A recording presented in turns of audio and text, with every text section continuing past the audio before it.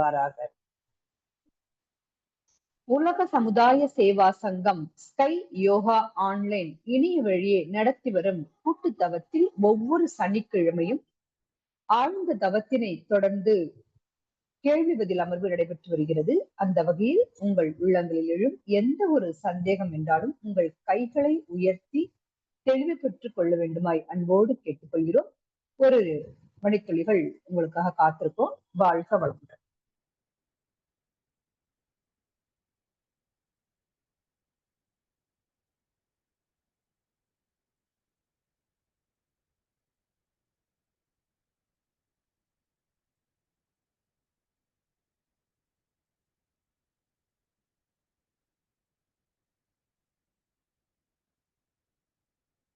தினேஷ் குமார் ஐயா, உங்களை அன்மியூட் பண்றேன்.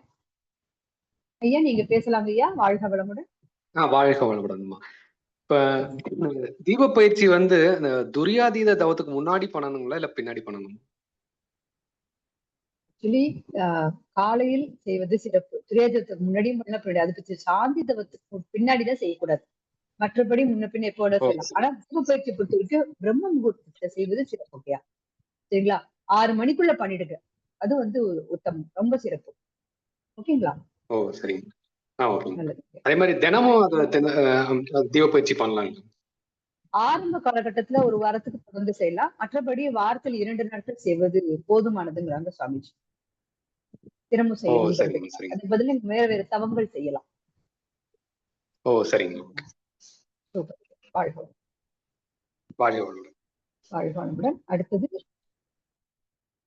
அடுத்தது யார் பேச வரீங்க? வேற சந்தேகம் இருக்கா? சரி, சந்தேகம் இது யாருக்கும் ஹேண்ட் ரைஸ் பண்ணாதனால நம்ம உடற்பயிற்சி பலன்கள் பார்த்து கொண்டு வருகிறோம். ஒரு முடிஞ்ச வரைக்கும் நம்ம, அதாவது இது வரைக்கும் முடிச்சதுல ஒரு சின்ன ரீகால் பண்ணிட்டு நம்ம அடுத்த கட்ட பயிற்சிகளுக்கு போயிடலாம். உடற்பயிற்சியின் நோக்கம் நமக்கு தெரியும். உடலை உறுதி செய்வது, உடல் அமைப்பின் இயக்கத்தை சீர்படுத்துவது, பாவப்பதிவுகளை போக்குவது. இவ்வளவு பெரிய விஷயங்கள். உடற்பயிற்சியை செய்தா பாவப்பதிவு போயிடுதா? ஆமாங்க. உடற்பயிற்சி செய்யும் பொழுதே நமக்கு அலைச்சல் விரைவு குறையும், மனம் அமைதி நிலைக்கு வரும். அமைதி நிலைக்கு வரும் பொழுது ஆழ்ந்து தவம் பண்ண முடியும். தவத்தின் மூலமா உடற்பயிற்சியே தவம் தான். உடற்தவம் அப்படின்னு சொல்றாங்க. நமது உடற்பயிற்சியே நமக்கு அந்த உடலிலே நோய், பாவப்பதிவு அடையாளமாக சொல்றாங்க இல்லையா? உடலிலே நோய், உள்ளத்திலே களங்கம் அப்படிங்கிறாங்க. மனதிலே குழப்பம், வாழ்க்கையில் சிக்கல். அப்ப அந்த உடலிலே நோய் அது ஆரோக்கியம் அடைய ஆரம்பிக்கும் போதே நமக்கு பதிவுகள் புரியறதுக்கான அறிகுறியா நமக்கு தெரியுது இல்லைங்களா? அப்படிப்பட்ட உடற்பயிற்சிகள் சுவாமிஜி நமக்கு எளிமைப்படுத்தி கொடுத்திருக்காங்க. சோ அதோட ஒரு பயிற்சி நம்ம பார்த்தோம். கைப்பயிற்சி, அதோட பலன்கள் பார்த்தோம். நிறைய பலன்கள் ரொம்ப நுணுக்கமா ஒரு நிலையிலையும் நம்ம பார்த்துட்டு வந்தோம்.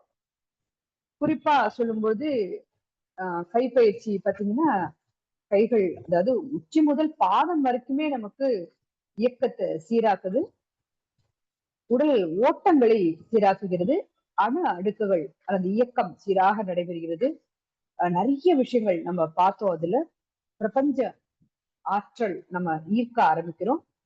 உடல் முழுக்க ஆற்றலை சமன்படுத்துகிறது. இது போல நிறைய பலன்கள் கைப்பயிற்சி, கால் பயிற்சி முழுவதுமாவே நாம வந்து பார்த்திருக்கோம். ஒரு நிலையிலும் நிறைய பயிற்சிகள். அந்த விதத்துல கைப்பயிற்சி, கால் பயிற்சி ரெண்டுமே பார்த்து முடிச்சிட்டோம். இதுக்கு அடுத்தது வந்து அதாவது ஃபுட் ரிஃப்ளெக்ஸாலஜி வரைக்கும் பார்த்திருக்கோம் இல்லையா? அடுத்தது நேரடியா நம்ம வகுப்புக்குள்ள போறோம். என்ன பண்றோம்? இந்த கால் பயிற்சி எதோட முடியுது? இந்த காஃப் மசில் பிடிச்சு விடுறோம் இல்லைங்களா? மசாஜ் பண்றோம் இல்லையா? ஒரு அழுத்தம் கொடுக்குறோம் கீழிருந்து மேல் வரை, அதாவது ஆடிசதுன்னு சொல்லுவாங்க. அந்த இடத்த நம்ம ஒரு அழுத்தம் கொடுக்குறோம், அதோட நம்ம நிறைவு பண்றோம். இது வந்து பாத்தீங்கன்னா ரித்தமிக் யோகா. நமது உடற்பயிற்சி வந்து ரித்தமிக் யோகா. எதுல வந்து முடியறதோ அதுல அடுத்த பயிற்சி நமக்கு துவங்கும். சோ இந்த அழுத்தம் கொடுக்கும்போது அடுத்த பயிற்சி என்னது? கிட்னி மசாஜ் அப்படின்னு சொல்லுவாங்க. அதாவது வஜ்ராசன போஸ்டர்ல உட்கார்ந்துக்கிறோம். வஜ்ராசனத்தில் அமர்ந்து கொண்டு நம்ம முதுகு பகுதி வழியாக, அதாவது அந்த கை எட்டுற வரைக்கும் உங்களுக்கு எல்லாருக்குமே தெரியும். சும்மா நான் சொல்றேன் என்ன பயிற்சி பண்றோம். அந்த கீழே பட் வரைக்கும் ஃபுல்லா நம்ம ஒரு அழுத்தம் கொடுத்து ஒரு மசாஜ் பண்றோம். சோ இது வந்து கிட்னி மசாஜ். அதுக்கு முன்னாடி வஜ்ராசனத்துல உட்காந்துக்கிறோம் இல்லையா, எல்லாருமே பண்ண முடியுதா? நமக்கு வஜ்ராசனத்துல நிறைய பேர் சொல்லுவாங்க, வஜ்ராசனத்துல என்னால உட்கார முடியல அப்படின்னு சொல்லுவாங்க. வஜ்ராசனத்துல உட்கார சுத்தமா முடியல. மூட்டு மூட்டுல வந்து ஏதாவது மூட்டு வலி, தேய்மானம் அதிகமா இருக்கு, ஆபரேஷன் ஆயிருக்கு, அதுல பிரச்சனைகள் பெருசா இருக்கு அப்படின்னா உடல் வருத்தி எந்த பயிற்சியும் வேண்டாம்னு சொல்லி சாமிஜி சொல்றாங்க. சோ அந்த வலிக்க வலிக்க நம்ம கஷ்டப்பட்டு வஜ்ராசனம் போட்டு பண்ணக்கூடாதுங்க. ஏன்னா வந்து எந்த இடத்துல அந்த வலி உணரப்படுகிறதோ அங்க உயிராற்றல் விரைந்து போய் அந்த வலியை சரி பண்றதுக்கு போகுமா. நம்மளுடைய பயிற்சிகள் எல்லாமே உயிர் மேல் மனம் வைத்துதான். உடற்பயிற்சி ஆகட்டும், காயக்கல்ப பயிற்சி ஆகட்டும், தவ பயிற்சிகள் ஆகட்டும், எல்லாமே உயிர் மேல் மனம் வைத்து பயிற்சிகள் தான். அப்ப நம்ம வந்து அந்த வலியோட செய்யும் பொழுது அந்த எந்த உறுப்புக்கு நம்ம செய்யறோமோ அங்க ஆற்றல் குவியாது, மாறாக வலிக்கிற இடத்துல ஆற்றல் குவியும். சோ அந்த முழுமையான பலன் நமக்கு கிடைக்காது. ஓகேங்களா? அதனால அப்ப என்ன பண்ணலாம்? வஜ்ராசனம்க்கு போட முடியலன்னா சுகாசனத்துல உட்கார்ந்து பண்ணுங்க. சம்மணம் விட்டு நீங்க செய்யலாம். அது வந்து சுகாசனத்துல அமர்ந்து செய்யலாங்கிறது ஒரு ஆப்ஷன் தான்.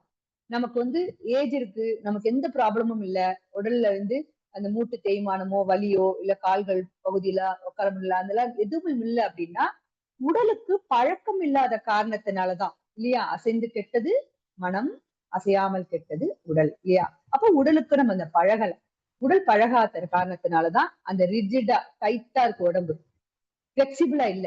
அதனாலதான் நமக்கு மடக்கி வஜ்ராசனத்துல உட்கார முடியல. அப்ப என்ன செய்யலாம்னா, நீங்க ஃப்ரீ டைம்ல ஒரு தலகாணி மேலேயோ ஒரு மெத்த மேலேயோ ஒரு அரை நிமிடம், ஒரு 20 செகண்ட் நம்ம உட்கார்ந்து உட்கார்ந்து பழக்கம் பண்ணிக்கலாம். இடது கால் பெருவிரல் மேல, வலது கால் பெருவிரல். ஓகேங்களா? சோ அப்படி உட்காரும் பொழுது என்ன ஆகும்னா, ஏன் இடது கால் பெருவிரல் மேல வலது கால் பெருவிரல் அப்படின்னா, அண்டத்தில் உள்ளதே பிண்டம், பிண்டத்தில் உள்ளதே அண்டம் அப்படின்னு சொல்லுவாங்க. ஏன்னா பூமி எப்படி சுடுறது, இடம் வளமாக சுழன்றுட்டு இருக்கு. இப்ப உயிர் நம்ம கோள்கள் எல்லாம் இடம் வளமாக சுழல்றது. அது போல இந்த உடல்லையும், நமது உடல்லையும் உயிர் சக்தியானது, உயிர் துகள்கள் இடம் வளமாக சுழன்றுகிட்டு இருக்கு. சோ அதனால நம்ம வந்து என்ன பண்றோம், இடது கால் பெருவிரல் மேல வலது கால் பெருவிரல் வச்சுக்கிறோம். சரிங்களா? காரணம் அதுதான். அப்ப நல்லா வந்து அந்த இடது கால் பெருவிரல் மேல வலது கால் பெருவிரலை வச்சு நல்லா அந்த குதிகால் பகுதி நல்லா விரிச்சு வைக்கும்போது ஒரு பவு ஷேப் கிடைக்கும். ஸோ பேக் அதுல சீட் பண்ணும்போது கம்ஃபர்டபுள், அந்த டோ வலிக்காம இருக்கும். காலோட மேல் பகுதி, நம்ம பாதத்தோட மேல் பகுதி நமக்கு வலிக்காம இருக்கும், ஸ்டெயின் இல்லாத இருக்கும். ஸோ வஜ்ராசனத்துல சுலபமா உட்கார்ந்து பழகிறதுக்கு இது சரியான போஸ்டர் இது. வஜ்ராசனம் உட்கார்ந்து வஜ்ராசனம் வந்து அத்தனை பலன்கள் இருக்கு. அதை நம்ம ஒரு சுருக்கமா நம்ம பார்த்துடலாம். இப்ப வந்து இதுதான் போஸ்டர். சரிங்களா? வஜ்ராசன போஸ்டர். சோ இது வந்து நீங்க ஃப்ரீ டைம்ல போட முடியாதவங்க ஃப்ரீ டைம்ல போட்டு பழகிக்கோங்க. நல்ல பழக்கமா இருக்கு, என்னால வஜ்ராசனத்துல உட்கார முடியுது அப்படின்னா நீங்க வந்து சுவாமிஜி அங்கனதான் கொடுத்துருக்காங்க. ஏதோ ஒரு அதுக்குள்ள வந்து நமக்கு ஆழ்ந்த ஒரு நுணுக்கத்தோட அவ்வளவு பலன்கள் இருக்கிறனாலதான் இப்ப நம்ம ஆராய்ச்சி பண்ணி பார்த்தோம்னா ஒரு பயிற்சி சாதாரண இருக்கும், அடுத்த பயிற்சி வஜ்ராசனத்துக்கு வரும். கவனிச்சு பாத்தீங்கன்னா சோ நமக்கு அந்த அந்த பாடி ரிலாக்ஸ் பண்ணிட்டு திரும்ப வஜ்ராசனத்துக்கு வந்துடும். அந்த மாதிரி சுவாமிஜி வந்து நமக்கு பயிற்சிகளை வடிவமைச்சு கொடுத்திருக்காங்க. இப்ப இந்த வஜ்ராசனத்துல என்னென்ன பலன்கள்லாம் இருக்கு அப்படின்னு பார்க்கும்பொழுது, ரத்த ஓட்டம் சீராகிறது அப்படிங்கிறாங்க. இடுப்பு மற்றும் வயிற்று பகுதி பலம் பெறுகிறது. அந்த நல்ல கால் அழுத்தி உட்காரும் போது இடுப்பு பகுதிக்கும் வயிற்று பகுதிக்கும் நல்ல ஸ்ட்ரென்த் கிடைக்குது. இடுப்பு மற்றும் கீழ் முதுகு 8 கீழ் முதுகு தசைகள் பலப்படுது அப்படிங்கிறாங்க. ஒரு சாதாரண போஸ்டர் தான், அதுல அத்தனை பலன்கள் பாருங்க. இது வந்து நம்ம இப்போ ஒரு கல்யாணத்துல போய் சாப்பிடுறோம், இல்ல ஒரு ஃபங்க்ஷன், ஒரு கெட் டுகெதர், ஒரு ஹோட்டல்ல போய் சாப்பிடுறோம், நல்ல ஒரு டேஸ்டா இருக்குன்னு கொஞ்சம் நிறையவே எடுத்துப்போம் இல்லையா. வேற நம்மளே சாப்பிட்டு நமக்கு போர் அடிச்சிருக்கும், இன்னொரு கை மாதிரி சாப்பிடுறோம், அந்த மாதிரிலாம் வேற இன்னும் சாப்பிட்டு நல்லா எடுத்துக்கும் போது ஒரு மந்தத்தன்மை உண்டாகும். சாப்பிட்ட ஒரு உண்ட மயக்கம் தொண்டெடுக்கும் உண்டுன்னு சொல்லுவாங்க இல்லையா. சோ அந்த மாதிரி ஒரு மந்தத்தன்மை. அந்த மாதிரி இருக்கும்போது நிறைய சாப்பிட்டுட்டோம், ஓவர்லோட் ஆயிடுச்சு அப்படின்னா ஒரு 10 நிமிஷம் அமைதியா வஜ்ராசனத்துல உட்கார்ந்துட்டோம்னா அது வந்து ஜீரண ஆற்றலை அதிகப்படுத்தி நமக்கு அந்த உணவு வேகமாக ஜீரணமாகும். அந்த ஒரு மாதிரி ஓவர்லோட அந்த ஃபீல் பண்றது இருக்காது நமக்கு. அடுத்தது பாத்தீங்கன்னா, தியானத்துக்கு தயார் செய்யக்கூடிய ஒரு அருமையான ஒரு ஆசனம் எது, வஜ்ராசனம்ங்கிறாங்க. தியானத்துல பாத்தீங்கன்னா டெட்ராஹைட்ரான் அப்படிங்கிற அந்த வஜ்ராசன போஸ்டர் நமக்கு அமைச்சு கொடுக்கறதா, அதோட வடிவம் அதுதான். இது தவத்தில் ஸ்திரத்தன்மை, அதாவது தவத்தில் ஆழ்ந்து போவதற்கு உதவி புரிகிறது அப்படின்னு. அதனால சாமி உடற்பயிற்சி செய்த பின் நமக்கு வந்து தவம் கொடுத்திருக்காங்க. உடற்பயிற்சி செய்துட்டு அதுக்கு அடுத்து தவம் செய்யணும். ஏன்னா உடற்பயிற்சி செய்து உடலை தவம் செய்வதற்கு உடல் ஒத்துழைக்கணும். இப்போ நிறைய பேர் எங்களை ஆன்லைன் கிளாஸஸ்ல கேட்கறது என்னன்னா, என்ன இந்த Q&A செஷன்ல கூட கேட்டிருக்காங்க. என்னன்னு பார்க்கும்போது நம்மளுடைய இந்த கூட்டு தவம் காலையில் பாத்தீங்கன்னா 5:30க்கு கூட்டு தவம், 6 மணிக்கு காலை சொல்றேன் மார்னிங் டைம் நம்மளுடைய ஆன்லைன்ல 5:30க்கு கூட்டு தவம், 6 மணிக்கு 6 மணி முதல் 7 மணி வரை உடற்பயிற்சி. சோ நீங்க சீக்வன்ஸ் வந்து காயக்கல்பம், உடற்பயிற்சி, தவம் சொல்றீங்களே, ஆனா நீங்க மார்னிங் இந்த கூட்டு தவத்துல மாறி இருக்கேன்னு சொல்லி கேக்குறாங்க. ஒரு சின்னது என்னன்னு பாத்தீங்கன்னா, ஃபர்ஸ்ட் வந்து எல்லா டைம் ஜோனுக்கும் காமனா வர மாதிரி டைம் பிக்ஸ் பண்ணிருக்காங்க. ஒண்ணு, தினமும் நாம பயிற்சி செய்யும் பொழுது, தவறாத தினம் பயிற்சி செய்யும் போது உடலில் இந்த இலகுத்தன்மை அப்படியே நமக்கு சஸ்டெயினா இருக்கும். சோ பிரம்ம முகூர்த்தம் 6 மணி முதல் பிரம்ம முகூர்த்தம், பிரம்ம முகூர்த்தத்தில் தவம் செய்வது சிறப்பு. சோ இந்த காரணத்தினால நமக்கு அந்த டைமிங் செட் பண்ணி வச்சிருக்காங்க. தினமும் நம்ம பயிற்சி பண்ணும்போது உடல் தவத்திற்கு ஒத்துழைக்கும். ஓகேங்களா? ஆனா பொதுவாக உடற்பயிற்சி செய்து தவம் செய்வது சிறப்பு. தினமும் பண்ணும்போது நமக்கு அது உடல் நமக்கு சப்போர்ட் பண்ணும். ரைட். இப்போ வந்து பாத்தீங்கன்னா, அப்ப தவத்தில் ஸ்திரத்தன்மை, ஆழ்ந்து தவம் செய்யணும். தவம் பண்றவங்க உடற்பயிற்சி எனக்கு டைம் கிடைக்கும் போது நான் பண்றேன். ஏன்னா அது ஒரு 45 மினிட்ஸ் ஆகுது.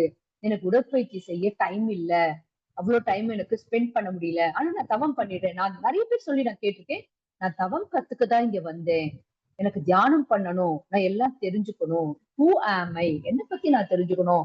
ஆனா அது உடல் ஒத்துழைக்கணும் இல்லையா?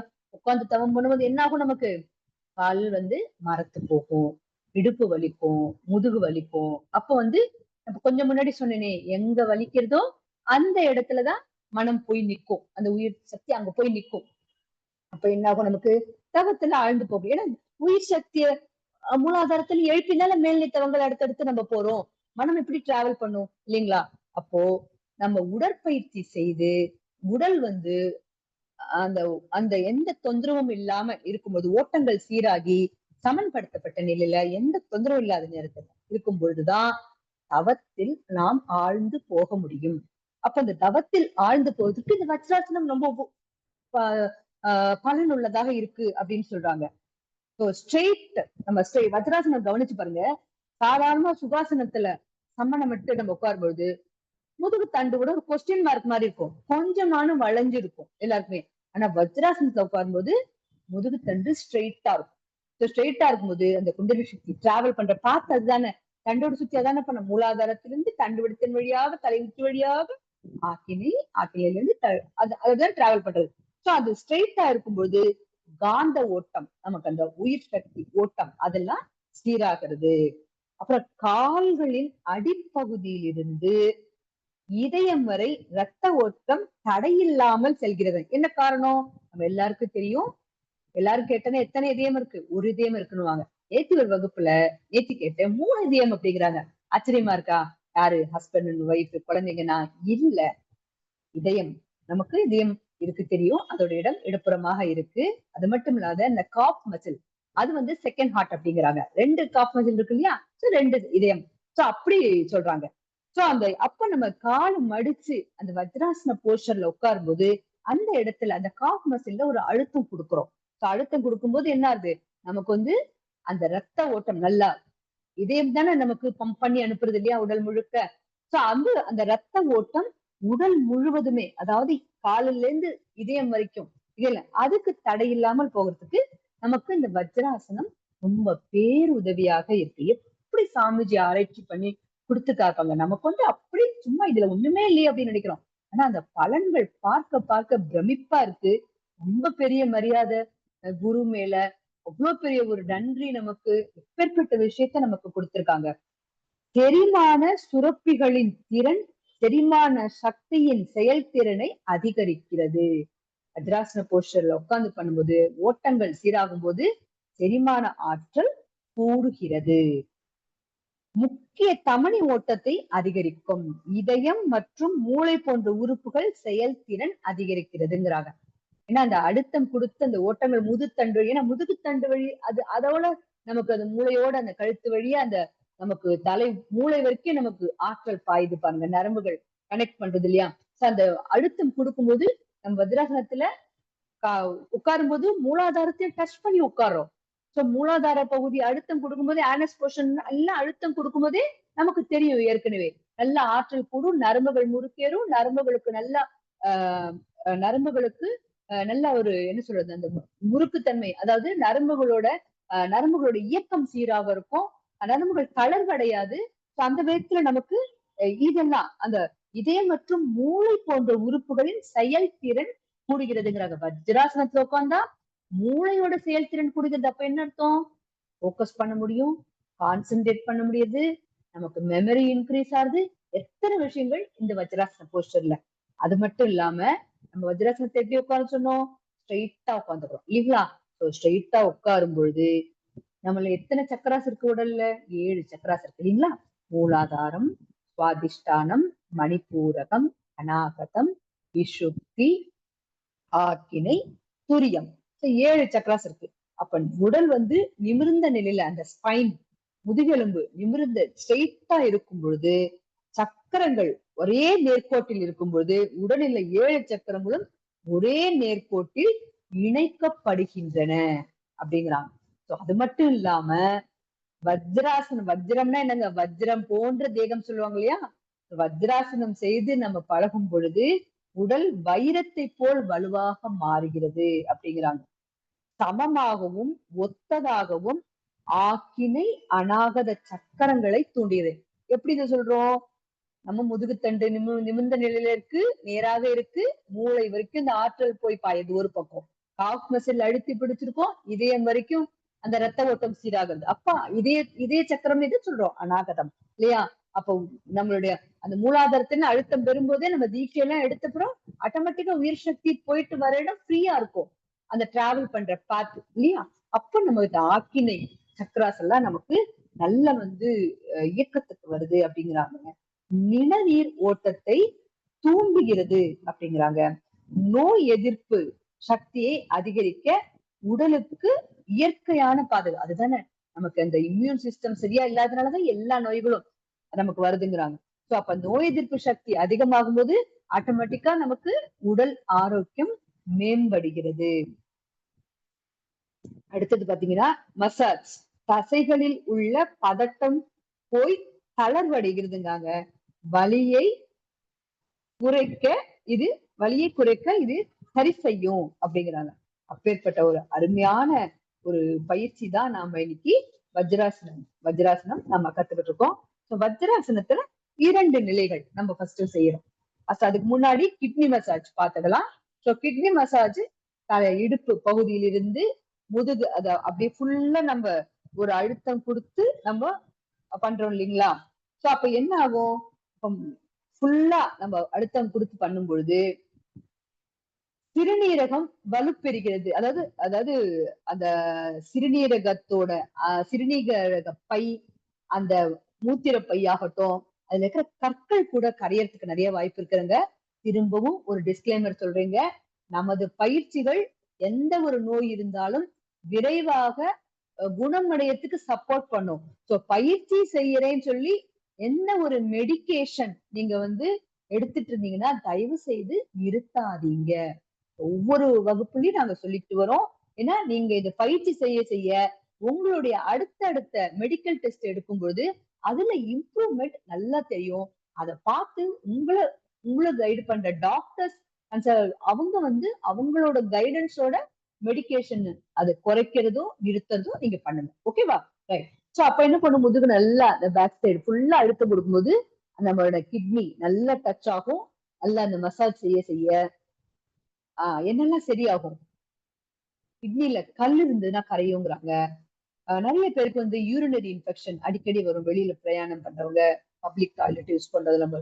சோ அதெல்லாம் இன்ஃபெக்ஷன் எல்லாம் வராத இருக்கும், யூரினரி இன்ஃபெக்ஷன் வராத இருக்கும். அப்புறம் அடிக்கடி அந்த போகணுங்கிற யூரினல் இன்கான்டினன்ஸ் சொல்றாங்க, அந்த இருக்கிறவங்களா படிப்படியாக குணமடையும். அதுக்கப்புறம் அந்த யுரினரி சம்பந்தப்பட்ட எல்லா கிட்னி சம்பந்தப்பட்ட எல்லா பிரச்சனையுமே படிப்படியாக குணமடையும். நோயின் தீவிரத்தை குறைக்கும். அது குறைத்து கொஞ்சம் கொஞ்சமாக நமக்கு சரியாகிறதுக்கு நிறைய வாய்ப்புகள் இந்த கிட்னி மசாஜ்ல சுவாமிஜி நமக்கு ரொம்ப அற்புதமாக கொடுத்திருக்காங்க. ஸோ இது பத்தி மற்றொரு வகுப்புல இன்னும் டீட்டெயிலா நான் உங்களுக்கு சொல்றேன். இப்போதைக்கு வந்து நம்ம நரம்பு தசைநார் மூச்சு பயிற்சிக்கு போறோம். ஸோ அது வந்து பாத்தீங்கன்னா முதல் 2 நிலைகள் என்ன செய்யறோம் நம்ம? சின்முத்திரை. சின்முத்திரையை வச்சுட்டு அந்த கால் ஜாயிண்ட்ல வச்சு கை வந்து நீட்டின வாக்குல அந்த தொடைப்பகுதி டச் பண்ண மாதிரி இருக்கும். உட்காந்து எந்த ஒரு ஆசனம் செய்யணும்னாலே மூச்சை விட்டுக்கிட்டே செய்யணும். எழுந்துக்கும் போது குனியும் போது மூச்சை விடணும். எழுந்துக்கும் போது மூச்சை இழுக்கணும். இது எப்போதும் அமைச்சுக்கணும். ஆசனாஸ் பண்ணும்போது எந்த ஒரு ஆசனாஸ் பண்ணாலுமே திரும்பவும் நான் சொல்றேன், குனியும் போது மூச்சை விடணும். எழுந்துக்கும் போது நிமிரும் போது மூச்சை இழுக்கணும். சோ இது வந்து ஞாபகம் வச்சுக்கலாம். ரைட். இப்போ சின்முத்திரை. சின்முத்திரையில என்ன பண்றோம்? கைய வந்து சின்முத்திரை வச்சுட்டு மூச்சை இழுத்துக்கிறோம். மூச்சை அடக்கக்கூடாது. அடக்கிறது என்னதுங்க? கும்பகம். கும்பகம் செய்யக்கூடாது. அதுக்கெல்லாம் என்ன பண்ணலாம்? மூச்சை இழுத்துக்கொண்டே மூச்சை விட்டுக்கொண்டே குனிறோம். மூச்சை இழுத்துக்கொண்டே நிமிரும். அப்படி குனியும் பொழுது தலைப்பகுதி முதுகு பகுதியெல்லாம் நேர்கோட்டா இருக்கணும். யாருமே நம்ம பயிற்சிகளை நெற்றி வந்து தரை தொடணும்னு சொல்லல. ஞாபகம் வச்சுக்கோங்க. நேரா குனியணும், அப்படியே நிமிரணும். இது போஸ்டர். இதுல வந்து சமிதி சின்முத்திரை கொடுத்திருக்காங்க. அடுத்தது வந்து ஆதிமுத்திரை. சின்முத்திரை ஆதிமுத்திரை 2 முத்திரை இருக்கு. இந்த 2 முத்திரையோட பலன்கள் நம்ம அடுத்த இன்னொரு சந்தர்ப்பம் கிடைக்கும்போது நான் அதை பத்தி விரிவா சொல்றேன். இப்ப இந்த 2 நிலைகளுக்கான பலன்கள் நாம பார்த்துடலாம். என்னன்னு பார்க்கும்போது இன்சுலின் நமக்கு, அதாவது டயபிட்டிஸ் ப்ராப்ளம், அது வந்து எல்லாரும் ஜெனரலா நினைக்கிறாங்க டயபிட்டிஸ்ங்கிறது ஒரு நோய். அது நோய் கிடையாது. உள்ளுக்குள்ள நடக்கிற ஒரு சின்ன மாற்றம், அதை சரி செய்யறோம், அவ்வளவுதான். எனக்கு சுகர் வந்துருது, ஐம் சுகர் பேஷண்ட், அந்த எண்ணத்தையே தயவு செய்து எடுத்துடுங்க, சரிங்களா? இன்சுலின் அளவு கூட குறைய இருக்கு, அதுல வர அந்த உடல் ரீதியான மாற்றங்கள் தான் அது, அவ்வளவுதான். நம்ம பயிற்சிகள் முறையாக தவறாது செய்யும் பொழுது அந்த இன்சுலின் குறைவா இருந்ததுன்னா இல்ல அதிகமா இருந்ததுன்னா அதை சரி செய்யும், சரிங்களா? அப்ப என்ன ஆகும்? இந்த சுகர் லெவல் நார்மலா இருக்கும்.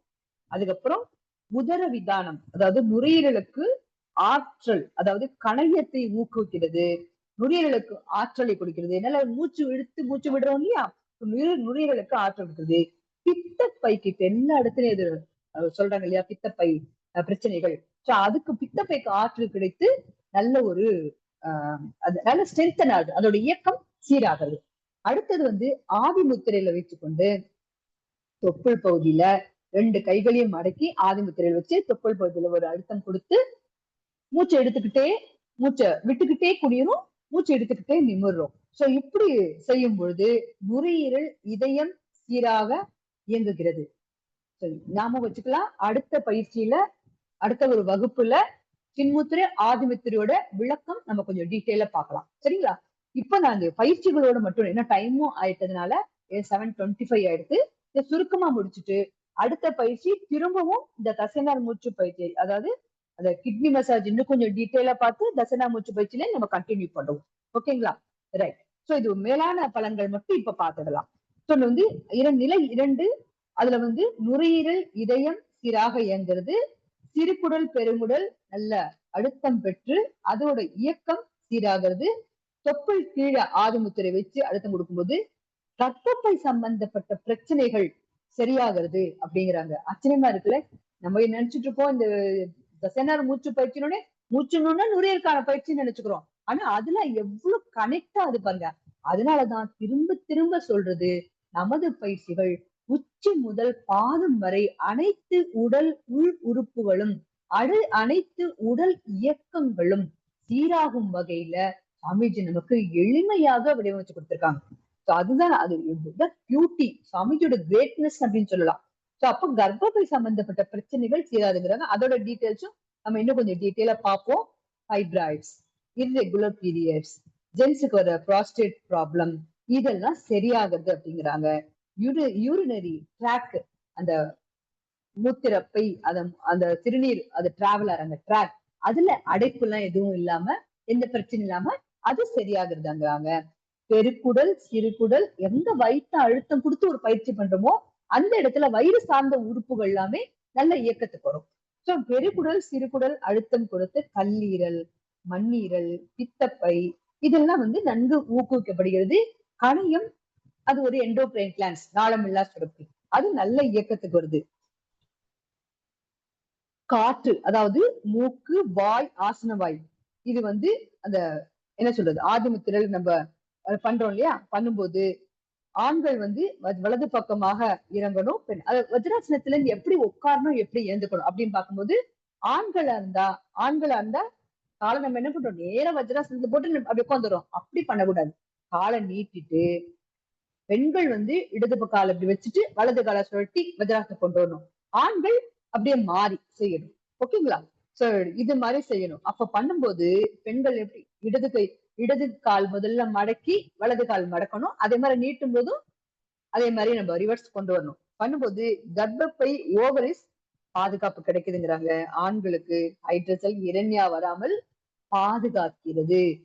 எவ்வளவு பலன்கள் இருக்கு. சோ இன்னைக்கு டைம் ஆயிடுச்சு 7:28 ஆயிடுச்சுங்க. அதனால நான் இதோட நிறைவு பண்றேன். சோ இன்னைக்கு முக்கியமா நம்ம வஜ்ராசனத்தோட பலன்கள் தான் டீட்டெயிலா பார்த்திருக்கோம். திரும்ப இன்னொரு முறை அடுத்த வகுப்புல கிட்னி மசாஜோட டீடைல்டு அதோட நுணுக்கங்கள் பலன்கள் பிளஸ் திரும்பவும் நுரையீரல் பத்தின சில இன்ஃபர்மேஷன்ஸ் அது எப்படி இயங்குது அப்படிங்கறதோட சேர்த்து மீண்டும் ஒரு முறை தசனார் மூச்சு பயிற்சியில இருந்து நம்ம கண்டினியூ பண்ணலாம். கிளாஸ் கூடுதலா எடுத்தா கூட நம்ம நிறைய விஷயங்கள் இது தெரிஞ்சுக்கும் பொழுது நம்ம பயிற்சி செய்யாத இருக்க மாட்டோம் இல்லைங்களா? ஒரு கெட்ட காணிக்கை அதுதான். நம்ம பயிற்சி செய்து பலன் பெறுவோம். நல்லதொரு வாய்ப்பிற்கு நன்றி. வாழ்க வளமுடன். வாழ்க வளமுடன் அம்மா. நிறைய பயனுள்ள தகவல்கள், நிறைய சிந்தனைகள். வாழ்க வளமுடன். நாம் தினந்தோறும் பயிற்சி செய்வோம். மகரிஷியின் கனவை நினைவாக்குவோம். நாம் அனைவரும் தொண்டாற்றி இன்பம் காண்போம். வாழ்க வளமுடன் அம்மா. வாழ்க வளமுடன். மிக்க நன்றி அம்மா. வாழ்க வாழ்க வளமுடன் அம்மா. வளமுடன். வாழ்க. பேராசிரியர் அருள்நிதி ரேவதி சிவகுமார் அம்மா அவர்களும் அவர் தம் அன்பு குடும்பமும் அருட்பேராற்றல் கருணையினால் உடல் நலம் நீலாயுள் நிறை செல்வம் உயர்ப்புகள் மெய்ஞானம் ஓங்கி வாழ்க வளமுடன். ஸ்கை ஆன்லைன் மெடிடேஷன் தினசரி நிகழ்வுகள் பற்றிய அறிவிப்புகள். காலை 5:30 தவம், தொடர்ந்து 6 மணி வீடியோ மற்றும் ஆடியோவில் உடற்பயிற்சி வகுப்பு இடம்பெறும். அதை பார்த்து கொண்டே நாம் பயிற்சி செய்யலாம். மாலை 6 மணி மகரிஷியின் பாடல்கள், மாலை 6:25 மாலை காயகல்பம், மாலை 6:30 தவம், மாலை 7 மணி சிந்தனை, 7:30 உலகநல வாழ்த்துடன் நிறைவு. பிரதி சனி மாலை தவத்தினை தொடர்ந்து மாலை 7 மணி முதல் 7:30 மணி வரை ஐயம் தெளிதல் நிகழ்வு நடைபெறும். பிரதி ஞாயிறு மாலை 7 மணி முதல் 7:30 மணி வரை சிறப்பு சிந்தனை நடைபெறும். உலக நல வாழ்த்து. உலகமெல்லாம் பருவமழை ஒத்தபடி பெய்யட்டும். உழவரெல்லாம் தானியத்தை உவப்புடனே பெருக்கட்டும். பல தொழில்கள் புரிகின்ற பாட்டாளி உயரட்டும். பகுத்துணர்வில் தொகுத்துணர்வு பண்பாட்டை உயர்த்தட்டும். கலகங்கள் போட்டி பகை கடந்தாட்சி நடக்கட்டும். கல்லாமை கடன் வறுமை கலகங்கள் மறையட்டும். நலவாழ்வை அளிக்கும் மெய் ஞான ஒளி வீசட்டும். நம் கடமை அறவாழ்வின் நாட்டத்தே சிறக்கட்டும். நம் கடமை அறவாழ்வின் நாட்டத்தே சிறக்கட்டும். நம் கடமை அறவாழ்வின் நாட்டத்தே சிறக்கட்டும். வாழ்க வளமுடன். மனமகிழ்வோடு இன்றைய நிகழ்வினை நிறைவு செய்து கொள்வோம். வாழ்க வளமுடன்.